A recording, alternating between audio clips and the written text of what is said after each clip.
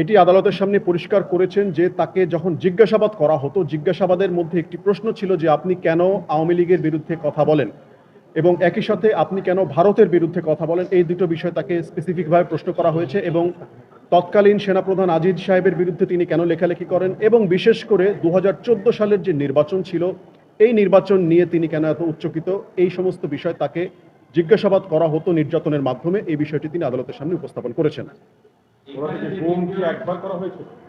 আচ্ছা, কর্নেল হাসিন সাহেবের বিষয়ে যেটি হয়েছে, ওনাকে দুবার গুম করা হয়েছিল মর্মে আমাদের কাছে অভিযোগ রয়েছে।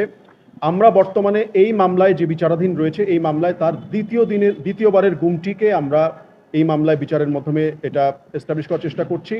এটি 2018 থেকে 2020 এই টেনিউরে তাকে গুম করা হয়েছিল, বাট এর আগেও তাকে 2011-12 সালের দিকে আরও একবার গুম করা হয়েছিল। সেই বিষয়টি ভিন্ন একটি অভিযোগ রয়েছে এবং সেটি ভিন্নভাবে তদন্ত করা হচ্ছে, সেটি এখনো শেষ হয়নি।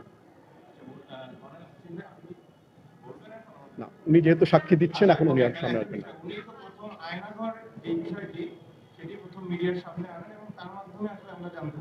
জি,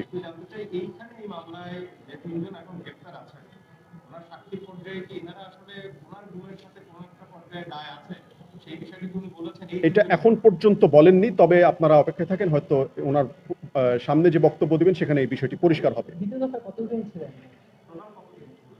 উনি প্রথম দফায় ছিলেন 43 দিন গুম ছিলেন, এরপরে তাকে একটি কাস্টডিতে রাখা হয় এবং পরবর্তীতে কোর্ট মার্শালের মাধ্যমে তাকে জেলে পাঠানো হয়, সেটি একটি ভিন্ন আলাপ। কিন্তু দ্বিতীয় দফায় যে বিষয়ে মামলাটি চলমান রয়েছে বর্তমানে, সেখানে তিনি প্রায় 1.5 বছরের অধিক সময় গুম ছিলেন।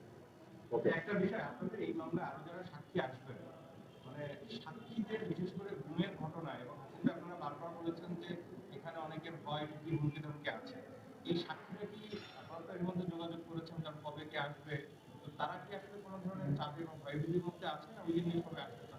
দেখুন, এই বিষয়টা খুবই সেন্সিটিভ বিষয়। সাক্ষীদের সুরক্ষার জন্য আমাদের আইনেও প্রভিশন দেওয়া আছে এবং যাদের সাথে কথা বলে আমাদের কাছে মনে হয়েছে এ ধরনের কোনো প্রতিরোধমূলক ব্যবস্থা নেওয়া দরকার, আমরা তাদের ক্ষেত্রে প্রোটেক্টিভ ব্যবস্থা নিয়েছি এবং নিচ্ছি। এর বাইরে আমরা আপাতত এই বিষয়ে আর খুব বেশি বিস্তারিত যেতে চাচ্ছি না।